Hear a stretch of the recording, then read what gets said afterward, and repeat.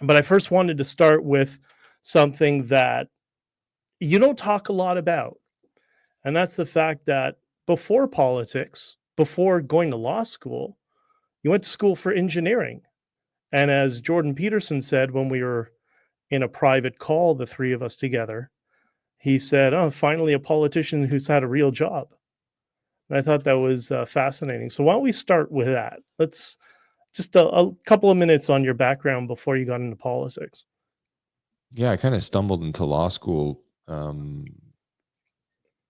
I still don't know why I went to law school. I guess politics had some of it, something to do with it. And being a lawyer doesn't help with anti-establishment voters. So when we go out speaking at events, I usually ask for forgiveness for being a lawyer. And I say, my wife forgave me. My wife, Belinda, forgave me. So hopefully you can all forgive me too. But I did an undergrad in civil engineering, and then I went to into the master's program in civil engineering.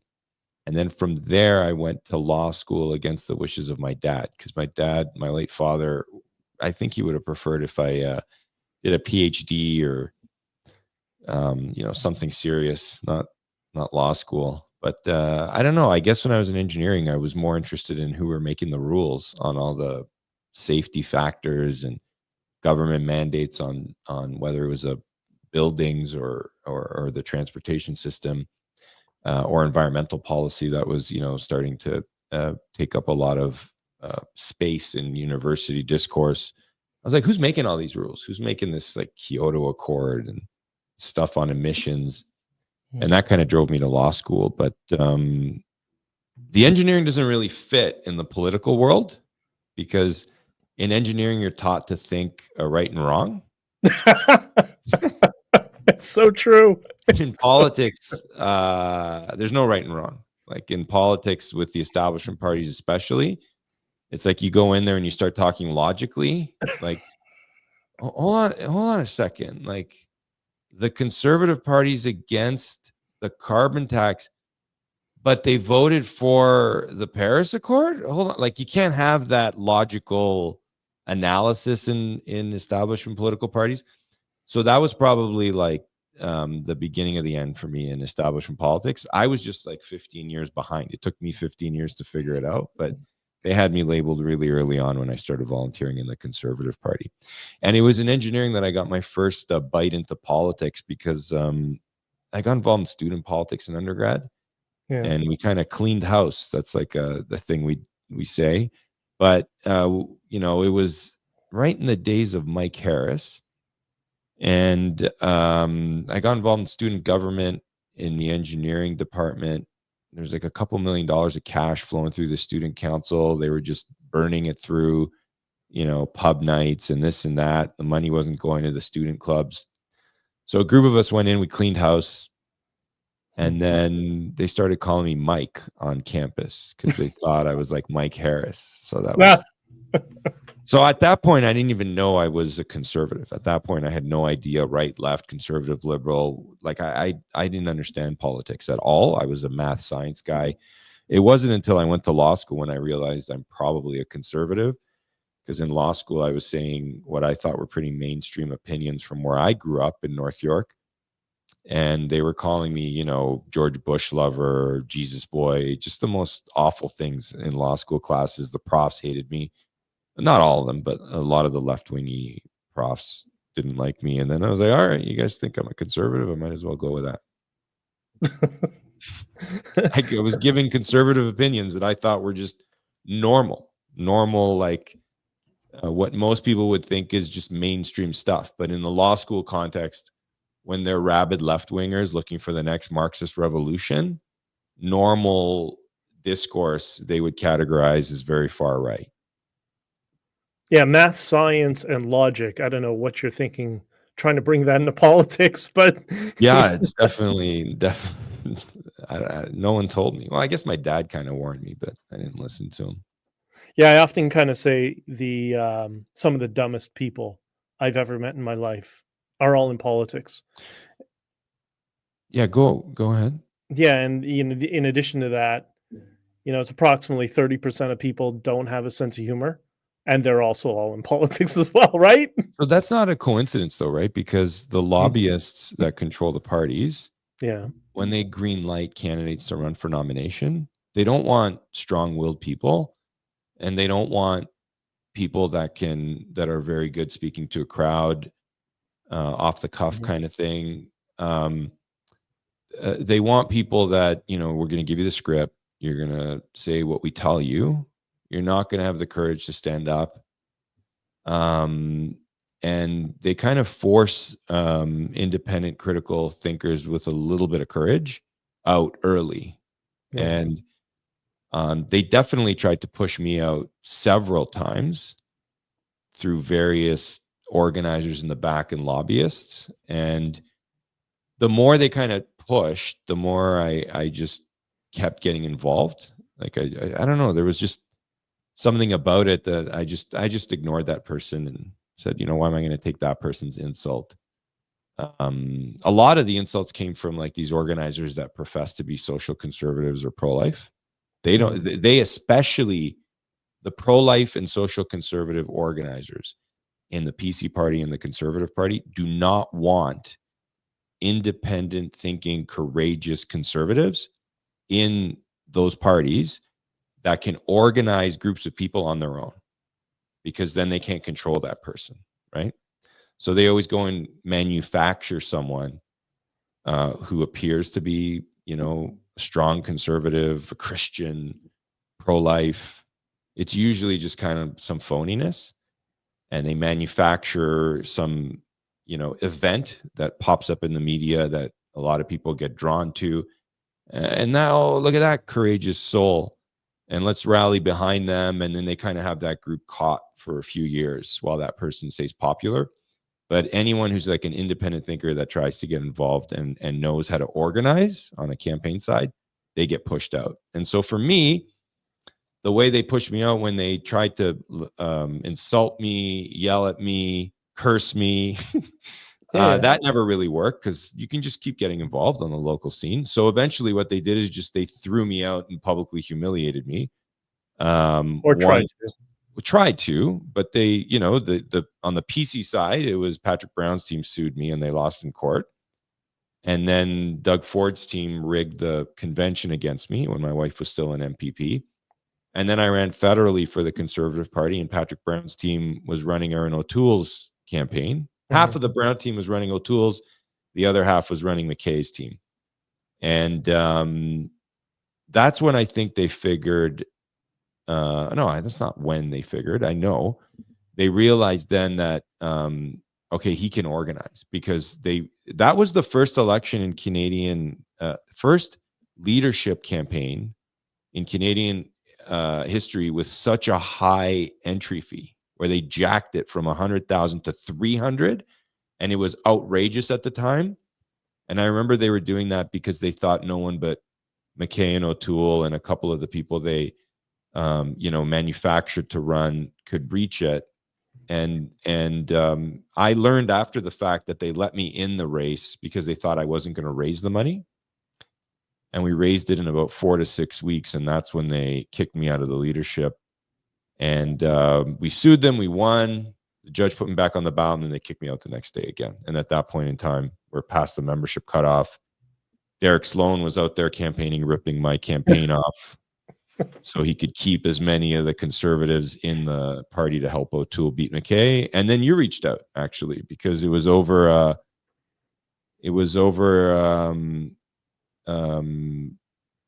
was over an issue that we agreed with, and you reached out and we connected, and that was a pretty low point in time for me. And you're a great support, so thank you for that. So ever since then we've known each other. I had no idea who you were before that. Yeah, it's really interesting because we were both involved in politics, but on kind of different wings. It's not necessarily that we were in contravention with each other. Like, I'm very libertarian, Right. and you have a lot of libertarian leanings on fiscal issues. You're more social conservative than I am, but I'm not hostile towards social conservatives. Just we had some commonality, but we're working things from opposite ends of the spectrum. And so I didn't really know you because our paths never cross. They never really had to. Mm-hmm. And when I saw, what they did to you, like I was so pissed because there are a lot of us across the country that were inspired that finally, like Trump, finally somebody is reading the room of everything that we're all thinking and isn't afraid to speak it. And what did they do? They shivved you as soon as they could. Right. And that's what politics is made up of in Canada. Is really frustrating. And then to add insult to injury, we connected very quickly. I remember we went to for coffee on Danforth. Your Right. your family being Greek, me living in the neighborhood, and you were diagnosed with cancer. And what I found just horrifying about the garbage is in establishment politics, and this is for regular people who are watching this. You had people that you had been friends with for 15 years that were very close to you that came to your wedding that didn't even have the decency to call you and say, "Hey, Jim, how are you?" They just Yeah, no, I remember when I met you for coffee, my right leg was in pain. I was like yes, limping. And I yeah. drove from Cambridge down to the Danforth. I had another meeting in Toronto. I met you on the Danforth after. And it was right after the lawsuit had concluded itself and I got put on the ballot. I got disqualified again. I was out. And then I was wrapping up the campaign. And I was limping. And then a few weeks later, it turned out that was, I guess it took me till the fall to figure out through scans and stuff that it was a tumor in my leg. And at that point in time, I'd already upset those former friends because how dare I run for leader of the Conservative Party of Canada without asking their permission? Like, how Mhm. dare you, Jim? And yeah, I realized those people weren't really friends at the end of the day. And the Conservative Party and the PC Party, they're like a cult, right? So Yes.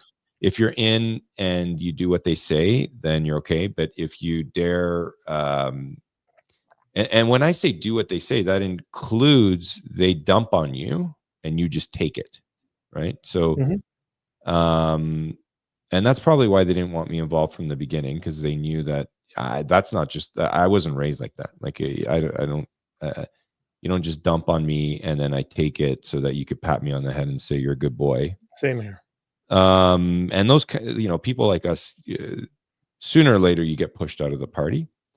Um, Um, and then we started the New Blue shortly after you and I met for coffee. Like we announced that we had registered the name, But but you're from the forgetting something right in between, what's that? which was because remember, a lot of people who are watching this may not be familiar with you, that your wife Belinda was a member of provincial Oh yeah, parliament I at the forgot. same time. I didn't forget that she was a member of parliament. I forgot that. Telling the story. I forgot that she got kicked out somewhere between me meeting you with. So I got kicked out Yeah. of the leadership. Yeah, do We you wanna explain sued. that? Yeah, so I got kicked out of the leadership because I called out Aaron O'Toole's campaign chair Very controversial, yeah. for saying in the Globe and Mail article pro Sharia finance comments. And I said, I'm against Sharia finance. So they branded me with Islamophobia label Yeah, for quoting him, which I think is hilarious. yeah. And do you remember a lot of the establishment in the Jewish community also dumped on me on They're Twitter pathetic. They at the really are same time? pathetic, yeah. Like Like, I'm the my own candidate in community the did that. conservative leadership race that's the most pro-Israel candidate on the ballot. And they're dumping on me because I quoted Waleed Solomon and his support for Sharia finance and me saying I disagree. Like that's all I said. But you and me had that in common. The Mhm. that's probably where that's the thing we have in common policy wise, which is strong advocates in favor of Israel and defending Jews and opposition to sympathizers of radical Islam. Like that Yeah, was, I think, policy wise what made yeah, us pretty click. obvious. It wasn't, my pro-life beliefs for sure. And then from the time you and me had coffee, it was like 6 weeks after or 8 weeks after the trial ends with the Conservative Party that Ford kicks Belinda out of the legislature, out of the PC caucus, because she voted against his first COVID mandates bill, his first piece of legislation that gave him dictatorial powers. So, that summer was the summer of like the PC establishment cleaning out the Karahalioses like quickly out of out of the party. We got to get this guy out of here and get his wife out of there. They didn't kick my son out. I guess he didn't have a membership yet. He was only How old was he at that 2. time? I think he was 4. He was 4. No, they could have done it, man. They could have.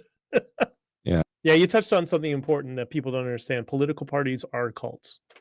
They very much, or at least the establishment parties ones are. Yeah. Yeah, exactly. We and there's another small party that works like a cult. Yes. Well, they're part of the big party. Our party has candidates with all kinds of various opinions, and I don't have the energy to go around telling everyone what to think. So, some of you might see one of our 108 candidates that takes a position that's different than me. They might not be as pro-life. They might not be as ardent supporters of Jews defending themselves in Israel. But what we're doing with the New Blue Party is we're unifying all kinds of different people that had places in other parties before. So, for example, we've got candidates that ran for the PPC. We've got candidates that ran for the Conservative Party. We've got candidates that were involved in the Libertarian Party before. We have a candidate who ran for the None of the Above Party before. We have candidates who ran as independents. And we have candidates who were either running for or part of the board of a couple other smaller parties like the Ontario Party, the Ontario Alliance Party. We have Bridget Belton, who ran against us last election with Sloan's team. And now she's running for us when she discovered what the Sloan team's raison d'etre is to just dump all over Jim. Like that's why they do. Can you imagine like waking up? But I used to remember, like I was annoyed with them in 20 in the last election cycle, 22. Yeah. And now I'm like, I think it's hilarious that they wake up Derek, Tom, and Randy wake up every morning, and their entire reason for doing what they're doing is to just oppose Jim Karahalios. Like they just stalk me. Like that's their. Let's just go and stalk them. Stalk Jim. That's pretty sad, actually. That's pretty sad. But you know what the connection is with the cancer? I see these like fake social media accounts sometimes that say, "Oh, the Karahalioses never did anything during COVID to stand up for people." Like they just rewrite history. These are like this is Randy Hillier, right, sitting behind a social media smoking account, a cigarette and getting drunk. Yeah, like a fake social media account and saying stuff. And Randy likes to rewrite history and suggest that he stood up to Doug Ford and Dean French over COVID. Somehow Randy knew in 2019 when he got kicked out of the PC caucus that COVID was coming, and he got I'm being sarcastic. Randy didn't know. Randy got kicked out because he had an argument with Dean French, and because Randy endorsed the red Tory in the PC leadership race, Christine Elliott, over Doug Ford. But the first year of we're trying to establish New Blue, we registered for the name in September, October 2020, because Belinda got kicked out July, August, something like that.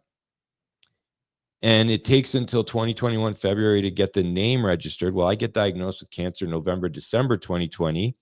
And I'm with a full leg cast and a tumor and a broken femur for 3 months. And then I have major reconstructive surgery in March 2021, another 3 rounds of chemo. So I'm on my back from December 2020 until May 2021. Then I'm on heavy antibiotics May, June, July, right? And the first chance I get, August, I'm back on my feet and I'm doing events. And like I haven't eaten in 8 months. And I'm limping with the cane. I can't even walk yet. I haven't learned how to walk because I've got my femur replaced, a full knee replacement, half my quad's gone. And now Randy and Tom have the gall to use the history of me fighting and recovering from cancer to suggest that I wasn't active on COVID because I couldn't go to events while I was recovering from tumor. Like these guys are so low, like the depths of their depravity could only be learned in the PC culture that they grew up in. Like, Well, the it's the cult. Remember during the convoy on the 4th, I broke my ankle. Yeah. I had reconstructive surgery. Right. Woke up in the hospital the next morning, slept for the day, and the next day I was back at it doing interviews, on Deloitte, was on stage, whatever, and they're like, "Oh, he broke his leg, he wasn't there." Yeah, he was never around. He was never around because he was in hospital with a shattered leg. I had a day in the right? hospital, and then Right. the rest of the time, Yeah. they're so full of crap. Yeah, but they don't even there's no limits to how much they lie, right? And Yeah. the convoy, I remember showing up in the freezing cold because I had just gotten back on my feet August, September, Yeah. and I wasn't really fully going out of the house yet. I was like limping around. I went to a couple meetings. Yeah. And the convoy was the first time I had been in a crowd. And boy, that was I was pretty nervous because I had to get on that stage to do the talk, and the people in charge of the mic didn't want me to get up on the stage. And it was your mic. Yeah, we rented the mic and they wouldn't let me use it. They took it over. And it was me and like 2 staffers. What am I going to do? Put up a fight? Yeah. The new rented the mic. And then remember, Ezra Levent jumped on stage, grabbed your mic, and gave you no credit for it. No credit. What a scam Ezra never gives me credit for anything. Guy's such a scam artist. But yeah, you're harsh, but I hate him. He hasn't put me on. Well, you have reason. He dumped all over you at the end of the convoy. Because he's I was he did that tweet at the end of the convoy when you were when you put that tweet out saying it's time to go so you don't get trampled on by horses. And he said and I remember the tweet because I couldn't believe he put it out. He put out that tweet saying it looks like you're abandoning everyone. And then fast forward, he said, it looks like you ran away. Meanwhile, I didn't see his fat ass with us the entire time. But the best part is a year later or whenever the inquiry is going on, and it comes out that Keith Wilson, Tom Marazzo, and Tamara are all at that time plotting the running away. Yes. Ezra says nothing. Yeah. That was okay. That was an exercise in heroism by Keith and Tom, plotting behind everyone's back with the government to get out of town as fast as possible by getting everyone to move their trucks in the middle so they could trample everyone. That was okay. But you telling everyone the convoy leaders are going to leave, don't get trampled on by horses, it's time to go. That was Ezra's time to attack. So that was low. I thought that was obviously low that he did that. And he's never corrected it. And Ezra's never had me on for an interview since before I got diagnosed for cancer. Never had me on again. But that's why you have credibility. Yeah. And Men's a nice guy, but he always takes a little jab here and there. Mm-hmm. And this election, we haven't been asked by the Rebel to go on. And the reason is because they can't put Sloan on, right? So because Sloan's not really running a campaign. Can so I if tell they could put Sloan on, then they'd put us on. Can I tell you a little story about Sloan? So people on the social conservative side really didn't. Some of them understood this, but a lot of them didn't. I started a group with some friends and some customers of mine at my business called LGBT Tory. Yeah, terrible group. Which was horrible. I'll never let you I'll never forgive you for that. But awful. It was all about breaking the communist hold over that community who were my customers of my business. It was really ridiculous what was going on, right?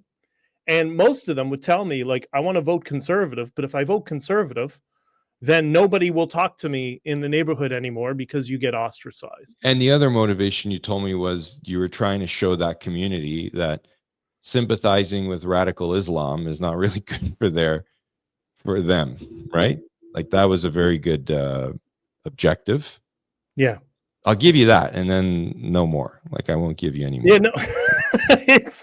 And don't that group. Don't start that group in the New Blue. That's not happening. No, I'm not. That's not happening. But anyways, go on. There's so many people in the country that have been brainwashed, which is what I saw. What was happening with that community? Somebody had to do something. Right. Somebody had to put a stop to it. Right. And so I did the very best that I could, and I think it worked because a lot of them started having conversations about radical Islam and why these alien values are in our country, that they shouldn't be in our country. And then that eventually culminated in us putting together this policy for New Blue around Israel. And Right. it's frustrating for me. I want to hear your comments about it, because how voters are. The policy was put together, is tabled at the floor at your convention. It's under communities, page 2 of our policy declaration on newblueontario.com.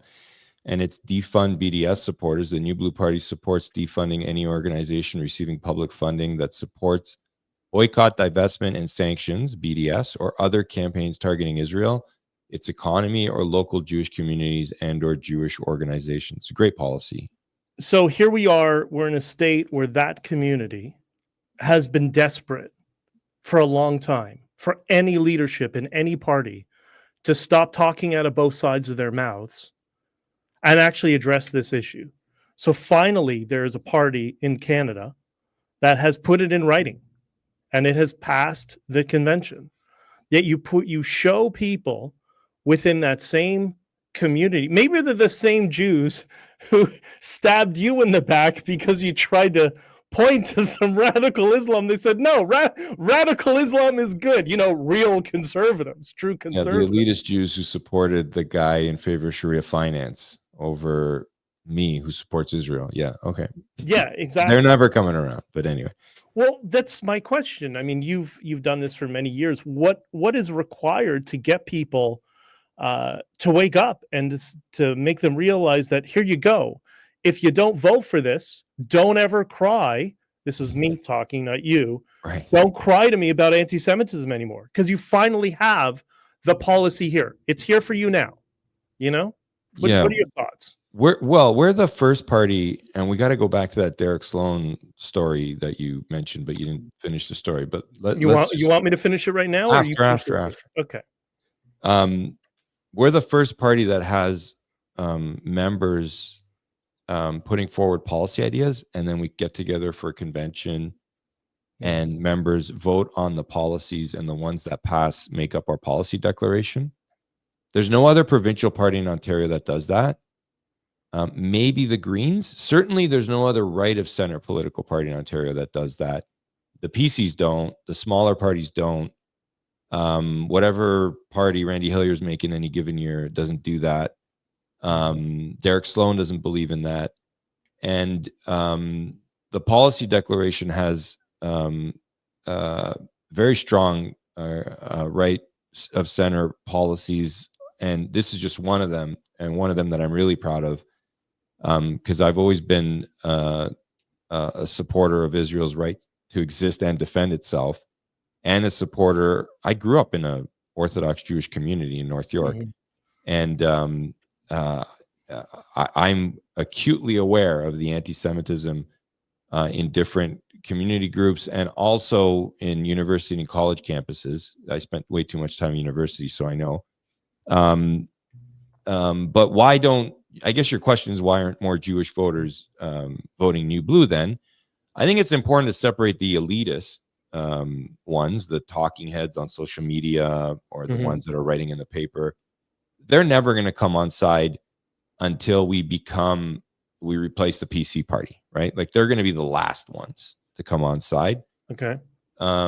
Because we're new, and they're defending their self-interest, they're defending their reputation. I was having this conversation with one of our local riding presidents, and we were talking about a candidate that's running for another smaller party that's fighting the indoctrination on the transgenderism in our schools. And this candidate I met at the convoy, actually. I went to his house, and we had a one-on-one with a couple other people. And I told him, you could run for the New Blue. And he came to our New Blue meeting in Ottawa the next day. I had like 100 people. Was really impressed. And then after that, I never heard from him again. And he started hanging out with the elitists in the Conservative Party circles. And I started seeing pictures on social media, all the people that trash me, right? Yeah. So he's plugged into that group of people who say, I know this professor that knows Jordan Peterson, and I know, I talked to the head of this association and I talked to the head of that organization, and I know this guy that wrote the op-ed, and that kind of, he's in that circle of people. And I think it's important to distinguish between like two types of activists on the conservative side. There's the activist that stands for the anti-woke stuff that we're talking about, fiscal conservatism, will write an op-ed, but half of their reason for existing is networking with those important people, right? Like they do that on a daily basis. Their social circle is those important people, and they will not advocate and fight for the proper solution if it means getting alienated from that important social circle. So if the professor that writes for the Fraser Institute and has an article in the National Post is going to cut them off because that person's running for New Blue, they won't do it, right? And then there's the people we have. The people we have are grassroots activists. Some of them have made their way to municipal council, like Rhonda Jubenville, Dave Brunel. They've been successful. Others used to be on council, like Stephen Kittredge in Wellington, Halton Hills. He ran for us last time. He didn't run for council again, and he's running for us again. These are grassroots activists that see the problem and really don't care if they're getting cut out of important social circles because they're doing the right thing. That's what the New Blue has. We have people that are more interested in the fight and doing the right thing than they're interested in being the important social circles and knowing the important people, right? And so I don't really care too much about the people that are caught up in the status of who they know and the who's who, because that's not what the New Blue Party was created for, and we're never going to win those people over. That's a small percentage of the population, though. The vast majority of people who agree with the New Blue policies, it's going to take two more things to get their vote. Number one, a lot of those people haven't heard of New Blue because we've only been around for 3 years, 3.5 years. And there's no quick fix for that. Like there's no meme that's going to go viral. This interview, even if it gets tens of thousands, 100,000 views, is not enough. Ontario's 10 million people. It needs longevity and repetition, and it needs people that know the New Blue to talk to their friends to tell them this is the party to vote for. They're not going to switch their vote just by watching a video or seeing a lawn sign or watching one interview from me until they meet me or they meet someone that votes for the New Blue that they trust, that convinces them to change their vote. And this is studies that have been done on politics dating back to the days of Nixon. This is how the most dependable way of switching a vote is the one-on-one interaction. And there's no quick 2-year solution for that. There's no $10 million, which we don't have, but a budget to do radio, TV ads that's going to convince people. It just takes time, and they've got to know what the New Blue is. And I don't mean know like, oh, we saw their sign once. Like they got to know what it's about, and then they have to know that the New Blue is sticking around, and that it's something dependable they can vote on. That's not a flash in the pan. That's here one election and gone the next. So it's kind of like the corporate culture of the party they need to understand. Right. And the establishment parties is basically just the movie Mean Girls. That's what I've learned. That's how they operate. That's fun. Right? So all right, you really wanted me to tell about that idiot, what's his name? Sloan? Derek Sloan? Yeah, is this before anyone knew who he was, before he ran for leader? Is that a story that you do? Yeah, that's even so we're make a lot of people upset about this. But good. The truth is upsetting, but the truth will set you free, right? So we're putting this together, this organization in my sort of local community in downtown Toronto, and trying to break the communist Islamist bloc, the Red Green Alliance that's gotten a hold of the gay community, right. Many of whom have pay lots of taxes, have lots of businesses. They're fiscal conservatives. So, there are some people there. If you want to build in the cities, there's some good people there. Anyways, the campaign chair or campaign manager, I can't remember who it was, for Derek Sloan was the vice president of LGBT Tory. Is this when he was running locally at the riding level? No, when he was running to be member of parliament. He's running for Yes, the right. But Conservatives. not for leader when he's running to be an MP. Yeah. Yeah. When he's running for an MP. That's right. Yeah. And I was at a political event close to here at the Evergreens, right down the Right. street. Right. And my friend brings this guy over and says, I want to introduce you to my candidate, Derek Sloan. And I'm like, okay, nice to meet you. And, I had other people to talk to. I didn't really care, but, give him a couple minutes and whatever. And then he starts talking to me. Derek Sloan starts telling me about the LGBT community, how important the LGBT community is. I'm like, okay, yeah, I get that. And he's like, no, we really got to make headwinds with that community. We need to get them on board and whatever.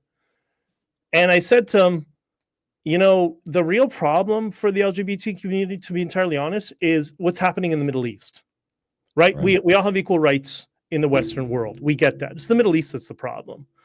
And he kept saying, no, but those are people. And I started thinking, I think he's gay. Because I've met my fair share of closeted homosexuals, and I'm talking to this guy, and he just wouldn't let up at how much he loved the LGBT community, to the point that the head of LGBT is like, dude, you got to chill out. Enough already, Yeah. So someone didn't tell him that he was going to be running for leader of the Conservative Party as the SOCON a couple years later. Yeah, exactly. So you shouldn't be saying that stuff. And then it's funny. He gets elected, and then I don't know what it was, a month after he got elected, he puts on the SOCON skin suit. And all of a sudden, now he's a social conservative. I'm pretty. Yeah, he didn't do any of the social conservative stuff. Even when he announced that he was running for leader of the Conservative Party, he didn't do any of that stuff. It was a good 2 weeks into his leadership for Conservative Party leader that the people behind PAFE got a hold of him, and they said, you've got to run like this and position yourself like this and emulate what that guy's doing, which was me. And then he started changing his tune. He wasn't known as a pro-life social conservative in the party when he ran. He said nothing. There was no statement of his conservative values. And like you're saying, he was going out saying the complete opposite. Like, I don't think you'll find anyone that ever said Jim Karahalios was trying to get votes from the LGBTQ community. Like, that never happened when I was helping Monty McNaughton or Tanya Granick Allen or Doug Fort. That never happened. When I first met him, which was at that event, it reminded me of many years prior when I was younger. I used to work for an exotic car broker, and the person who washed the cars looked like Derek Sloan and behaved like Derek Sloan. That's about it. It's an empty suit. And I was just, that's more accurate. Yeah, it's hysterical to see this guy pranced around, that he has any values whatsoever. And you could see, if you watched his old Facebook lives, his eyes, like, he looks through people because he's a psycho. I'm not going to clinically diagnose him, but I think I met him. Have I even met him? I think we spoke on the phone twice in 2020.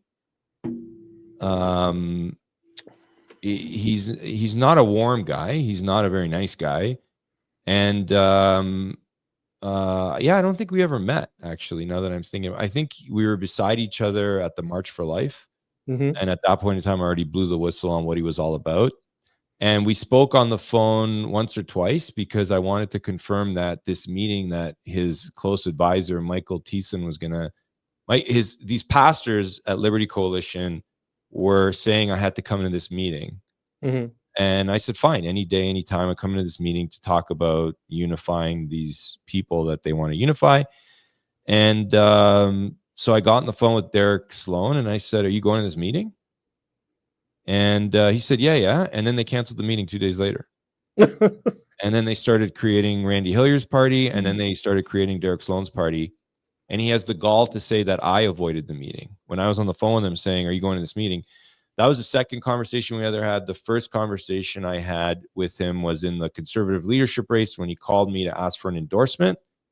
And I said he should check with his advisor, John, and make sure that John wants me to endorse you, because John doesn't like me.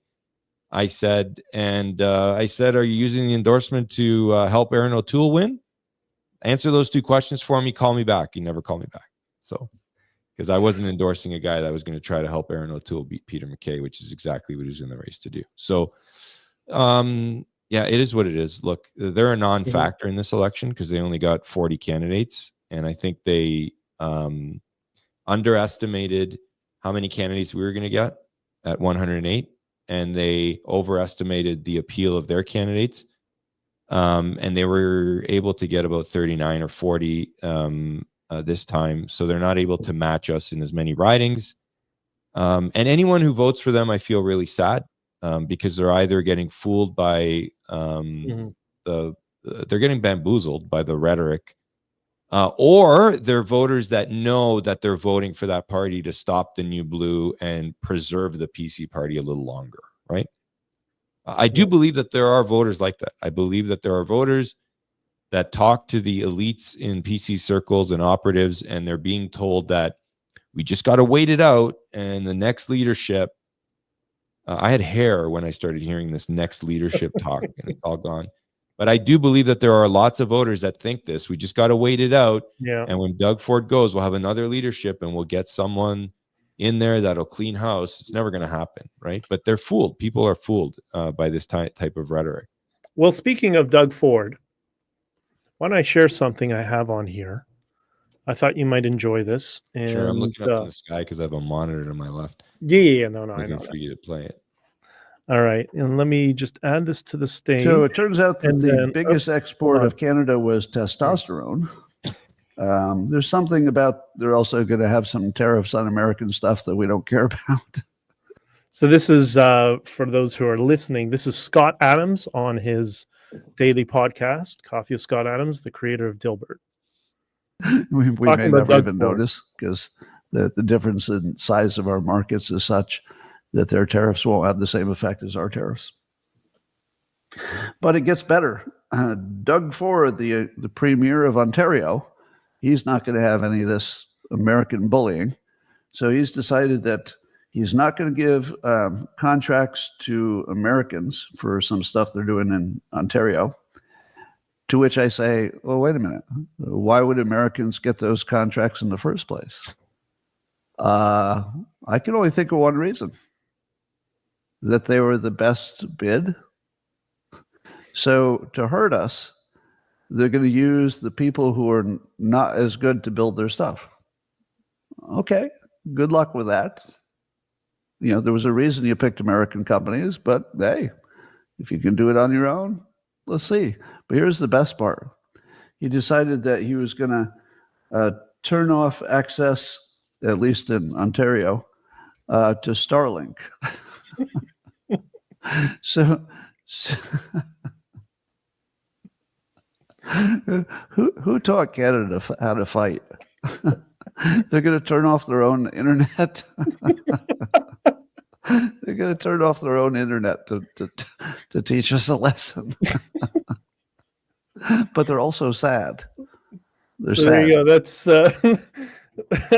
That's how Doug Ford is known in the United States now among Scott Adams. Doug used to think that the way that Rob's substance abuse problems was embarrassing to the Ford family.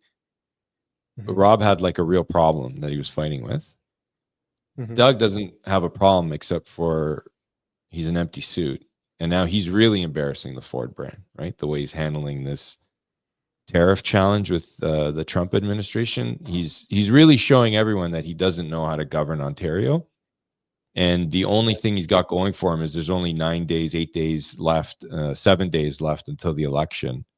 And so people just might not figure it out in time for E-Day. But talk about dropping the ball and trying to fight back in a way that just hurts Ontarians, right? And it's amazing how he does a good job, Adams, of describing it in a really pithy, funny way. But it's not that funny because the people that are going to suffer the most is like rural Ontario, who need that contract to broaden the internet services in Ontario. And do you remember back when Biden supposedly beat Trump and Biden took over as president? Yes. Remember I was pointing to you on social media, all the PC lobbyists and activists and That the were people involved. behind Ford in the premier's office who were cheering about how happy they were that Biden won. Yeah. Yeah, no. And now the Ford administration, like, no one knows this, right? Because the press doesn't report this. But the Trump administration knows that. Like, they know that they don't have an ally in the Ford administration or in the conservative establishment in Canada. So there's really no one on the Canadian side that can go to the Trump administration and have some advanced conversations before the tariffs kick in. And I'm not a huge fan of Danielle Smith's because she's got a checkered past when she was the leader of the Wild Rose out there. But she made the most of it. At least she got an invitation. I think Belinda had a local Cambridge debate the other day, and she said it best. Like, Doug Ford couldn't even get invited down there for a meeting. Like, he has no access. Premier of Ontario, biggest province in Canada, and he can't get access to have a meeting with a Trump admin official, senior official, to talk about this stuff. Should I tell you a funny story about Doug Ford that's very similar to Derek Sloan? Okay. So when Doug was running for premier or running for leader after the whole Patrick Brown thing, he was calling absolutely everybody who was an influencer in the party. And I think on the second day, I was reached out to, said, Doug really wants to talk to you. It's very important. I got a call from Doug Ford. Very enthusiastic about LGBT Tory. It's really listen. Can I count on your support? Can we get the LGBT Tory people in? The tens of votes that was going to drive in the PC. I mean, there's Doug Ford. Like champion of LGBTQ rights. They're all scam artists, man. All of them. Yeah, that's the sad part about it, right? And the millions of dollars they raise for these leadership races, right? And they get some empty suit to come forward, pretend they're a big conservative, and fight. That's going to be a big challenge for the New Blue because the conservative establishment, PC establishment, is waiting for the day they can replace Doug Ford and bring back a lot of the base that they've burned, because they're relying on a lot of liberal vote now, right, to win seats. Eventually, that's going to crater, because the liberals are going to figure it out eventually. The liberals are going to get their base back eventually. And then the PCs are going to have to come back and get the conservative base that they've annoyed. A lot of that conservative base is either not voting. Some of it's voting New Blue. A lot of it's not voting at all. They're going to need it back. So they're going to go into another leadership race. They're going to find one or two empty suits. They're going to create these, icons of conservatism heroes out of the blue. And it's going to be a challenge for New Blue, because we're not going to just sit back and say nothing when that happens. We're going to have to call it out in the middle of that leadership. And we'll see when that day happens.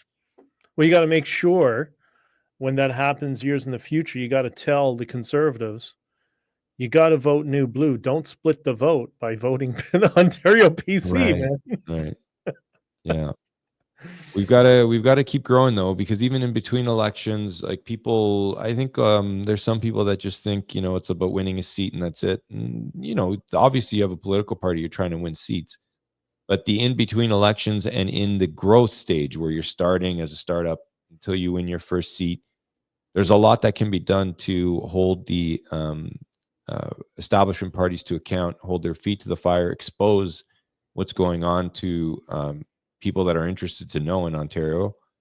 And the good news is, the optimism is, you can't fix the PC party from the inside.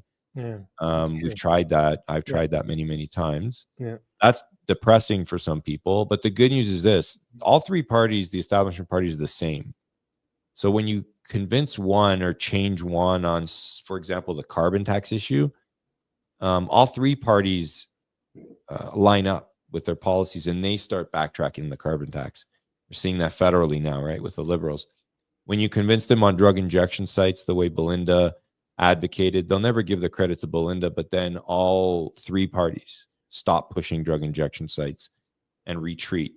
So they might not come out and say it, but you see very quickly that all three parties do the same thing. And so the optimism, or the silver lining for the New Blue, is in between elections, if we can raise an issue, put it on the map, change one of them, that means we're changing all three of them at the same time. So don't waste your vote in this election voting for one of the establishment parties or another small party that's fake, and is only there just to hurt the new blue, or try to hurt the new blue. Vote for the new blue, because every vote you give the new blue strengthens what we stand for and gives us a stronger position to challenge the left, balance the narrative, and change the course, which is what we're trying to do every day. Okay, a couple of quick things. I'm going to play another quick little video, and it's from Patrick Boyle, and touch a little bit on DEI and what he's going to talk about in this video. So let me just get this on here. According to the press, a lot of the tech layoffs have been in ESG areas, where the big tech firms have started abandoning their woke policies as part of their cost cutting. The New York Post reported that Microsoft laid off a team devoted to diversity, equity, and inclusion after spending millions of dollars on the initiative. One of the signs of the overhiring may have been the woman that they hired away from the land registry, who would read out the property title before every meeting.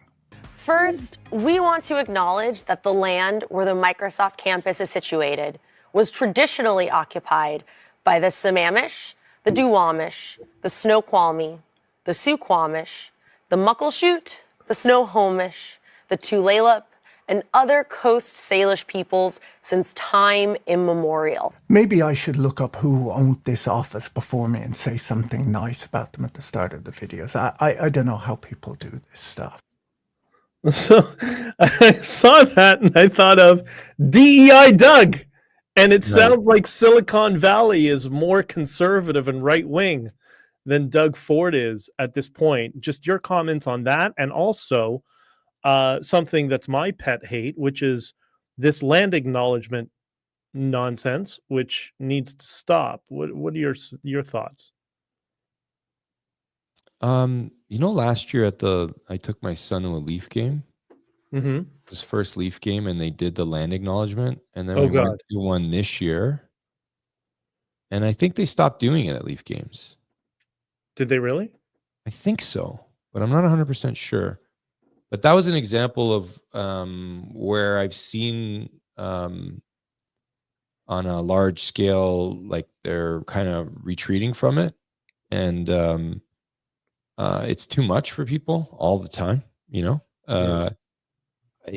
When you played that clip, it reminded me of, and you asked the question, reminded me of this other piece of propaganda, which is, as bad as the PCs are, imagine how bad it is if the liberals were in power. Yeah, of course, right? always that. Yeah, the false. And it's an effective piece of manipulation, because it can really capture a hold of you, and it's asking you to use your imagination of this supposed liberal government that might be in place that'll do worse.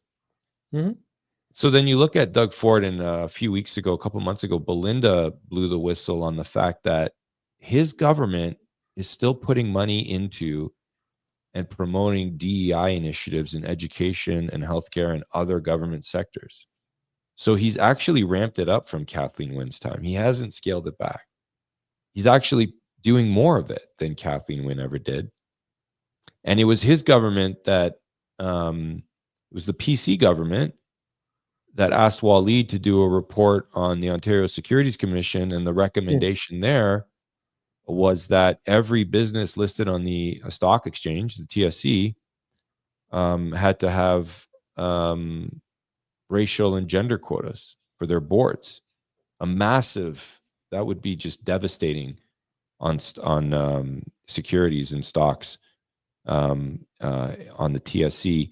This is all coming from a PC government, these types of things. So they're not slightly better. They're as bad, and in many ways they're worse than the liberals, because, and I say this, and it's shocking to people to hear, because when a PCer is doing it, it's really being done under the radar and no one knows it's being done. Because when you have the NDP or the liberals do it, you've got your establishment outfits like the Sun or the Post. They'll write about it and they'll let everyone know, because they want conservatives to know that this is going on. But when you got Doug Ford and the PCs doing a lot of this stuff, no one knows, or very few people know, or the only people that know are the people that follow the New Blue.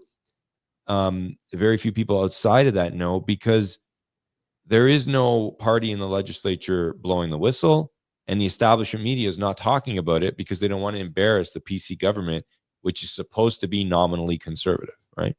And that's why I say it's actually worse, because it comes in under the radar by stealth, and it can really cement itself in there. Makes it harder to get rid of. From my perspective, and I don't think you'll disagree with this, it's way worse than that. The reason Canada is becoming perceived as a very, very left-wing country, or at least our governance is because the conservatives are cowards and they're frauds. And so the left are the ones who have hold of the Overton window, because the conservatives come out and LARP as conservatives, but they don't really push like the left does. The left pushes, the conservatives always cede ground to them, and then the left pushes more, the conservatives cede more ground. This is why, from my perspective, it's very important we have conservative parties. That's why, look, you're more social conservative than I am, but I'm very sympathetic and supportive of social conservatives, because that's going to be the solution from the left grabbing hold of the Overton windows, having social conservatives grab it and bring it back. Yeah, I think you're right. I think the problem's worse, though. Okay. I'm not really a big believer in this Overton window stuff. I think those are all theories that, like, the political science PhDs like to make to explain how things are happening. Like, the reality is, if you can get the microphone and do a good job selling a policy, most people in Ontario are conservative minded. Most people don't like radical change. Agreed. Most people don't like paying high taxes. Agreed. Yeah. So I don't really think you need to shift the Overton window. I mean, I started the Axe the Carbon Tax campaign with at the time almost every conservative leader was conceding on the carbon tax, because Brad Wall was the one fighting against in Saskatchewan, the premier. He resigned. He wasn't going to be premier anymore, and all the other conservative leaders were being really soft about it. And, within, 6 to 12 months of a campaign on social media, it caught wind, and all the conservative leaders wanted to be against the carbon tax. It didn't take much. You just got to put the right information in front of people to get them to agree with you. I think the biggest problem with these fake, like the PC party, it's not that they're soft or they lack courage. They're not conservatives. I was talking on another show the other day about Vic Fideli and how he ended up in the PC party. He's the Minister of Economic Development, I think. He was the Minister of Finance for a brief period in the beginning of the Ford government. Vic Fideli was the mayor of a municipality up north, and he wanted to run for the Liberals, and they said no. They picked someone else, so then he went over to the PCs. Like, Doug Ford is the Ford brother who was a liberal. Like, he kept badgering his brother Rob that Rob was too conservative, and he was telling Rob he's got to be like liberal, like Christine Elliott. That's the way to be. So they don't allow conservatives to run in their nominations or their leadership races.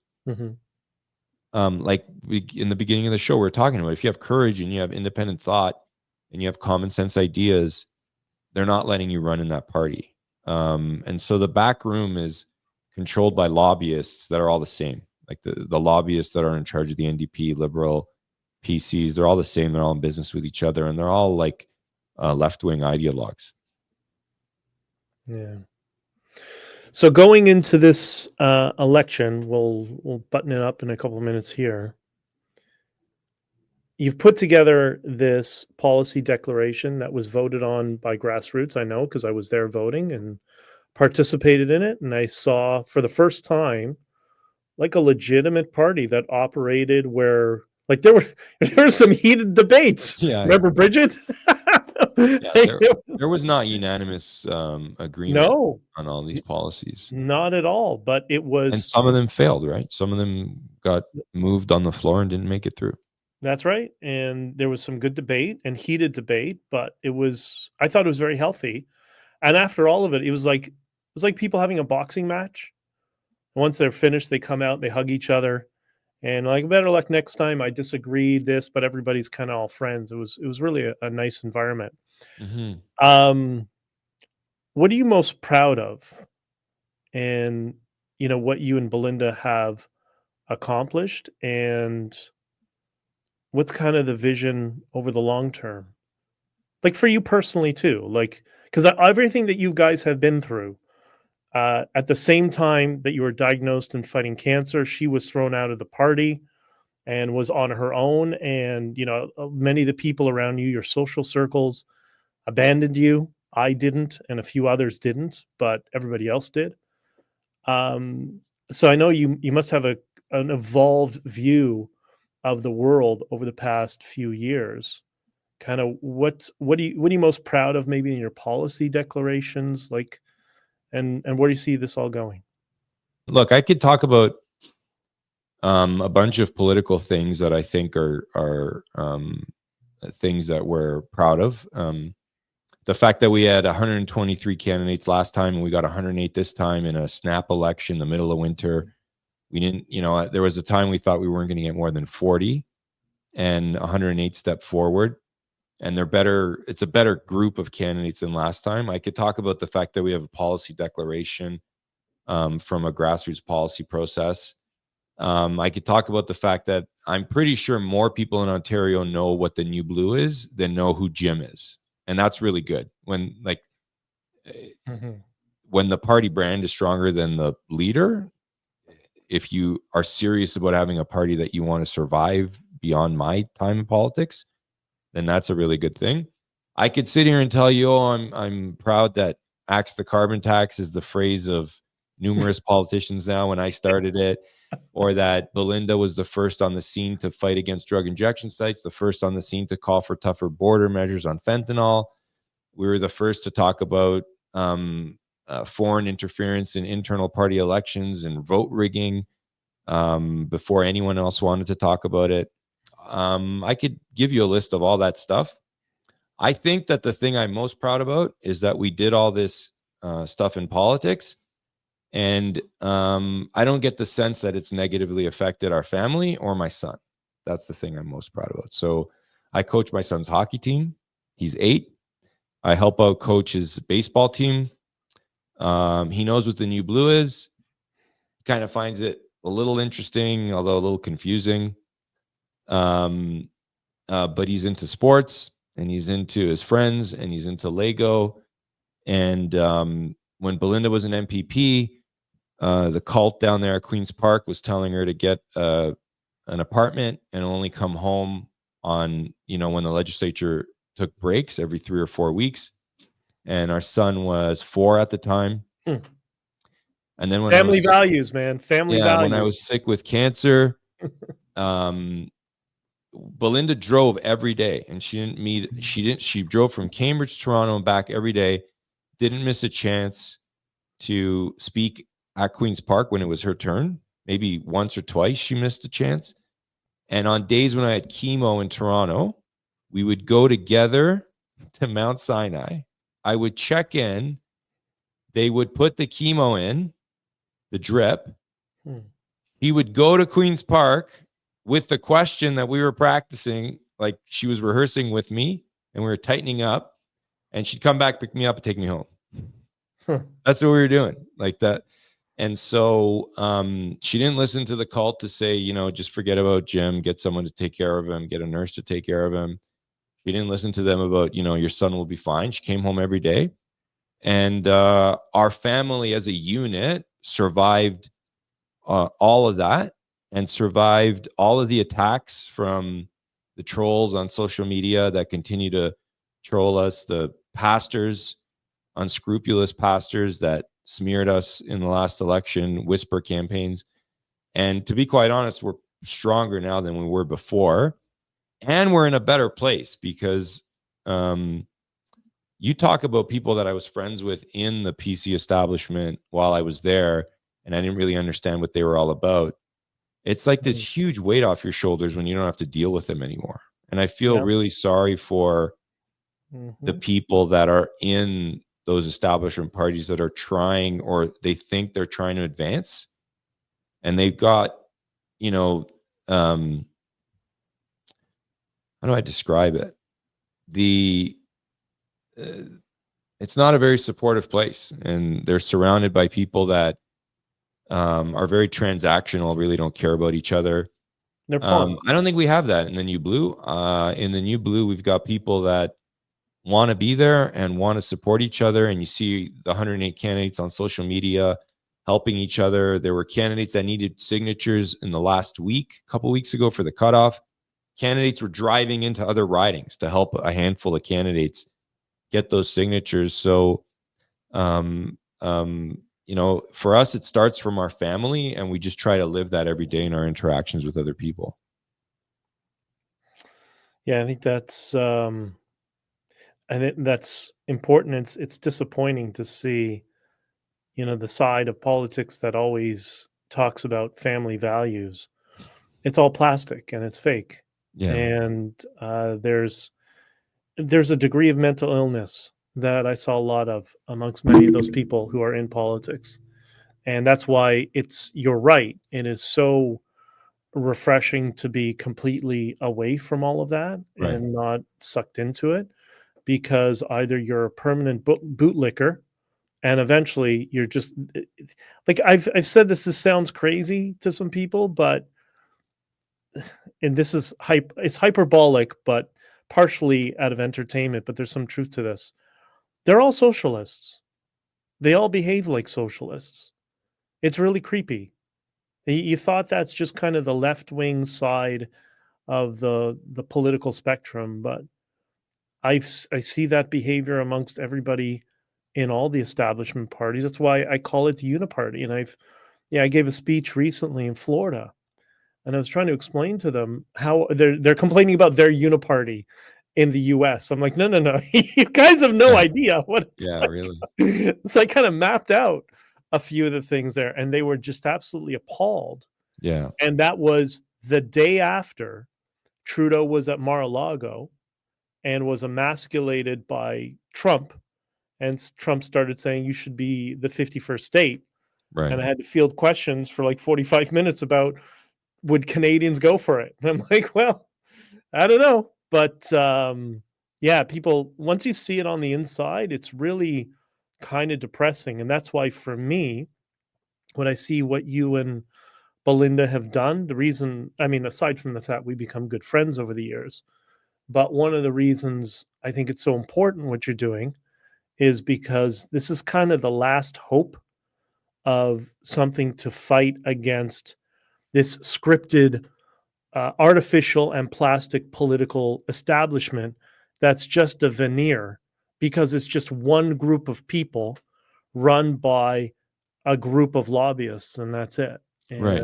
at least When there's I an alternative. when I got involved, there were still like elections to vote the candidate, Yeah. nominations, and so even though the like higher apparatus in the party was pretty cold and didn't really care about anybody, would throw anyone under the bus, and they were plastic and not real. At the lower levels, the local levels, you can meet, you know, decent people, right? Like-minded Yeah. people, and you can get involved in nomination race and enjoy it. It's only when you started pushing up, you know, maybe you want to be a candidate and you wanted to get the green light, where you start to press up against the real jerks. Well, that's all gone now, right? Like, I think that's what something a lot of people don't understand, that it's gone now. Like, the Ford PCs haven't had an election to pick a candidate since 2018. So we're approaching we're 7 years. So everyone's just appointed and Yeah, everyone's just picked by the leader. That's how they got that guy in Milton to be the MPP. I'm sure that conservatives in Milton wouldn't have voted for the former liberal who with a checkered anti-Semitic past in some of the circles he hangs out in as the candidate. But Ford just picks them all. Ford picked the PC president, Michael Diamond. They don't follow their constitution anymore. There's no rules in the PC party. And it's not even Ford, right? It's the lobbyists that tell Ford what to do. Ford's just weak and pathetic. Like he can't stand up to his own lobbyists. So if you want to get involved in politics, it's either you can't do it through them, PCs, Liberals, or NDP. And that's what the New Blue is set up for. You want to get involved in politics, you might not agree with all our positions, but if you think it's time to clean house and there's something wrong with the system. So I'm not going to do this forever, that's for sure. But definitely we're creating a political family that the objective is that the brand survives my time in politics and continues. And that's why I'm proud of the 108 candidates that we have, really strong candidates. And we're developing people that have the skills to keep it running, both on the political side and the back room in terms of compliance with Elections Ontario and all that stuff. And it's a grind because they make it hard on you with all the laws and the regulations. Those are all designed to make it hard to run a political party. But, you know, I think there's a chance that it will have staying power. So people can not only obviously vote for you in this election on the 27th, but they can also become members of the party and contribute and get involved as well. How do they do that? newblueontario.com to be a member. And if you just find your local candidate in your riding and try to help them out, and spread the word, let your friends and family know newblueontario.com, and understand that we're not an operation funded by government with tens of millions of dollars. We don't have MPPs where we can have an office and you can walk in and bang your desk. This is a small team with hundreds of people spread out across the province, running for election in 108 different ridings. So there's a lot of ground to cover, and everyone's doing it adjacent to their full-time job and their families, right? This isn't a full-time job for those 108 candidates. Well, I hope it goes well, and I hope we'll be celebrating something on election night. And, it's up to the voters from now on. Yeah, well, I'm going to do my best to try to get everybody aware in my circles and my followers and supporters. You have your Twitter account as well, New Blue Ontario or New Blue On? At New Blue ON. New Blue On, okay. And the X account. I don't think you call it Twitter anymore. We all still call it Twitter and X, whatever, all that sort of stuff. And then it's at Jim Karahalios, at Belinda Karahalios or B Karahalios. I keep forgetting. There's only one Belinda Karahalios though, so yeah, I'll include the links in the description of the video. So and we're on Facebook, LinkedIn, all the fun stuff, TikTok, all the fun stuff. Right. Thanks, man. It was great chatting. All right, brother. February 27th. Vote New Blue.